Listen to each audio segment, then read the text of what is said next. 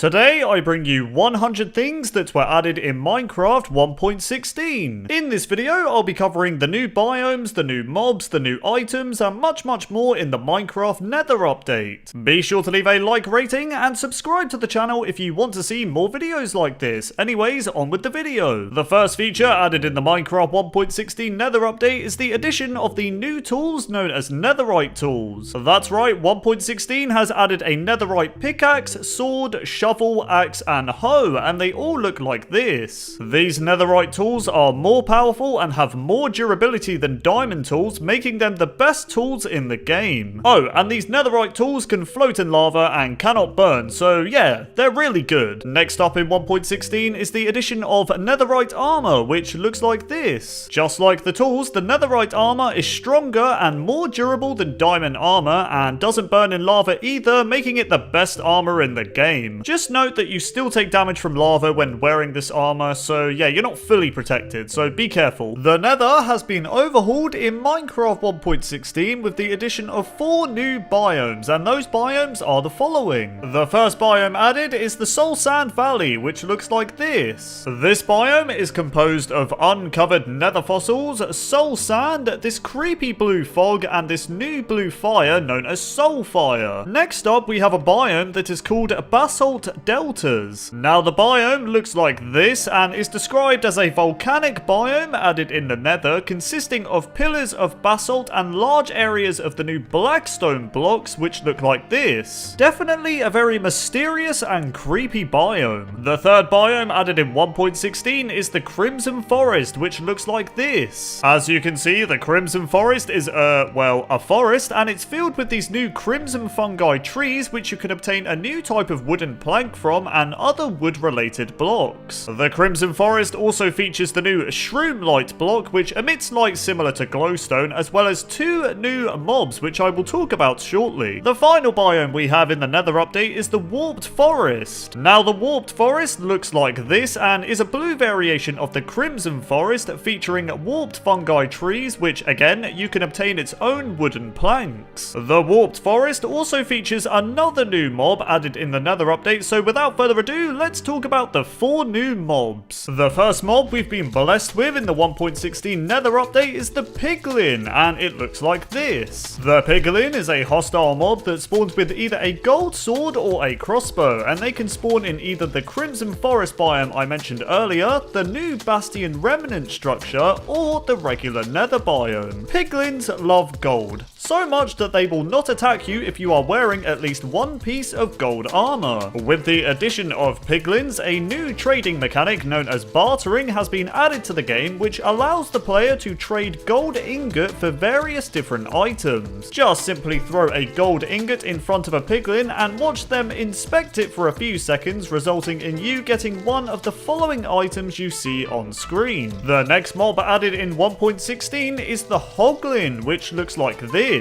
And now the Hoglin spawns in the Crimson Forest biome and is also a hostile mob to the player, so be very careful. Despite Hoglins being very scary mobs, they have to be careful as Piglins will actively hunt down Hoglins, attack them and do a little victory dance after killing them. That poor Hoglin man, the Piglins are so mean. The third mob introduced in Minecraft 1.16 is the zombified variant of the Hoglin, which is called, well, the Zoglin, and they look like this. Now a Zoglin will only spawn if a Hoglin enters the overworld for at least 15 seconds, where they will then proceed to shiver and turn into a Zoglin. Oh, and it goes without saying that Zoglins are also hostile and they cannot burn in sunlight, so be careful. The last and final mob introduced in the Nether update is a new mob called the Strider, and they look like this. The Strider is a passive mob that spawns on lava oceans in the Nether, and when they leave the lava, they will begin to shiver and turn a bluish purple color. I feel so bad for them, man, just look at them. Striders also provide a way to travel across lava. So if you put a saddle on a Strider while holding the newly added warped fungus on a stick, then you can control where the Strider moves, meaning you can get across massive lava oceans, which I think is awesome. The next feature added in the Nether update is the addition of a new structure which is called a Bastion Remnant Remnant. So Bastion Remnants are large castle-like structures that look like this, and they are found in all biomes of the Nether except basalt deltas. Bastion Remnants are home to piglin mobs, but hoglins may also spawn if hoglin stables generate within the structure. In the Bastion Remnant, you can find treasure rooms allowing you to obtain all sorts of loot ranging from diamonds to the newly added music disc which is called Pigstep.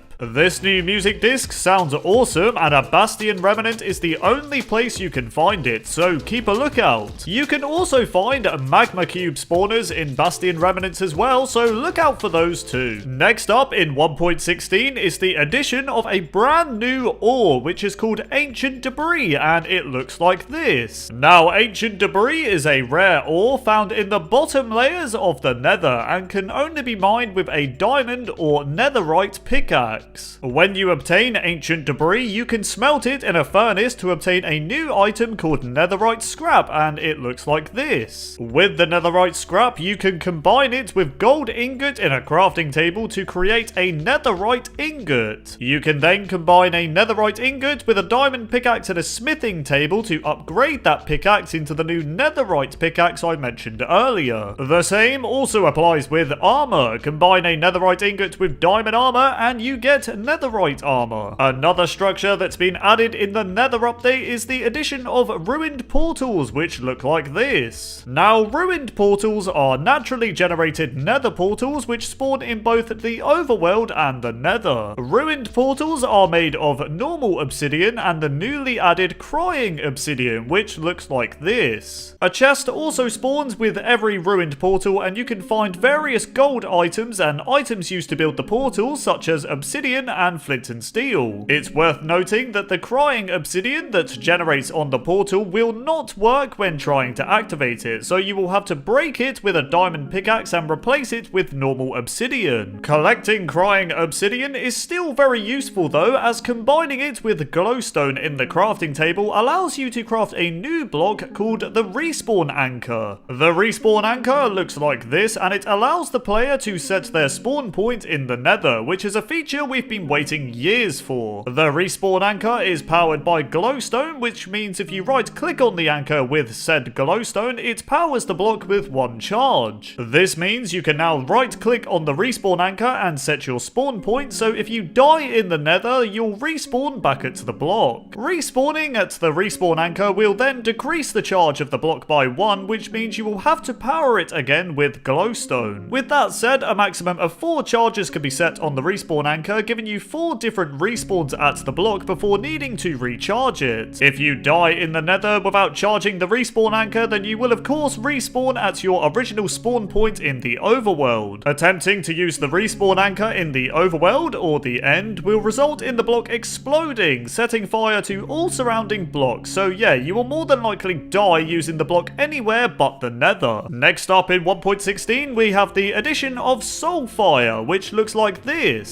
So Soulfire is the blue variant of regular fire, and it naturally generates in the Soul Sand Valley biome I mentioned earlier. Soulfire can be created in any dimension as long as the player lights flint and steel on soul sand or soul soil. Soulfire deals a damage of 1 heart per second to the player, whereas normal fire only deals half a heart of damage per second, so it's slightly more deadly. It's also worth noting that unlike normal fire, Soulfire will not extinguish when it's in the rain, which is really cool. In the Nether update, a new enchantment has been added, which is called Soul Speed. Now, the Soul Speed enchant is used on boots, and it allows the player to walk faster on soul sand, which is going to be really useful for traveling in the Nether. The Soul Speed enchanted book can only be obtained by finding them in either a chest in a Bastion Remnant or by bartering with a piglin mob. The next feature added in the Nether update is the addition of a new block called Lodestone, which looks like this. Lodestone is crafted with 8 chiseled stone bricks and 1 netherite ingot, and at first glance it just looks like a decorative block, but it does much more than that. So a normal compass in the Nether does, well, nothing. It doesn't lead you to anywhere, and it just spins around aimlessly. However, if you right click on a lodestone block with a compass, it will start glowing and change into a lodestone compass. Now, a lodestone compass will always point towards the lodestone block, making it very useful if you happen to get lost in the nether. If you break the lodestone block though, your compass will once again become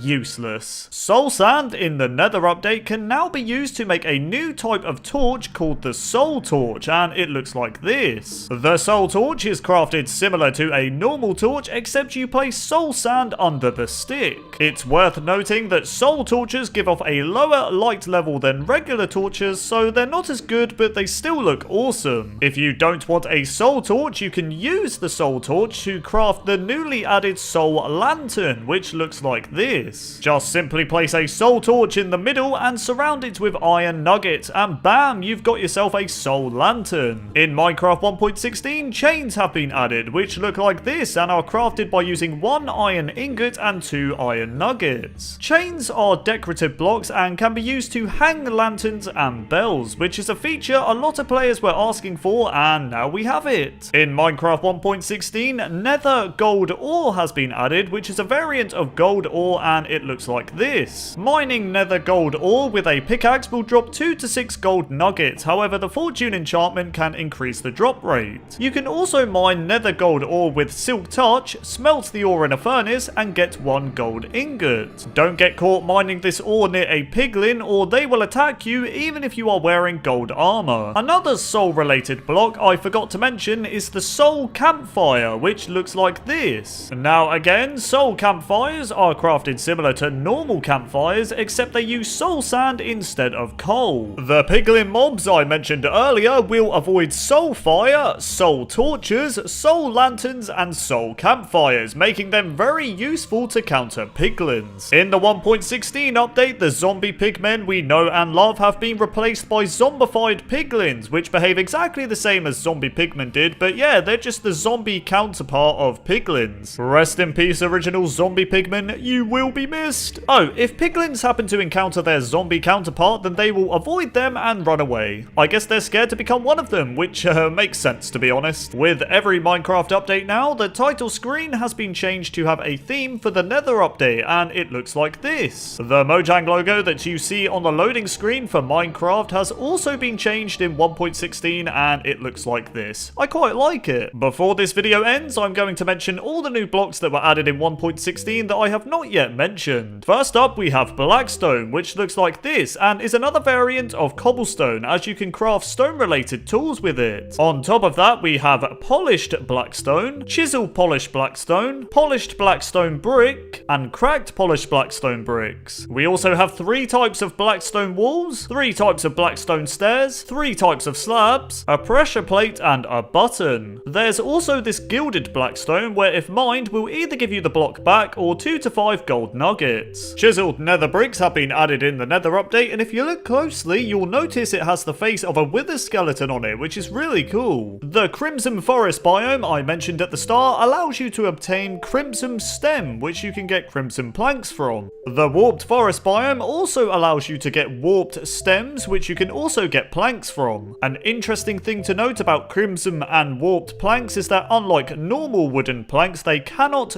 burn, which is great. Crimson and Warped planks can also be used to make slabs, stairs, fences, fence gates, pressure plates, buttons, signs, trapdoors, and doors. If you want to regrow Crimson and Warped stems, just simply use bone meal on Crimson and Warped fungi, and there you go. And finally, hoglins can dance.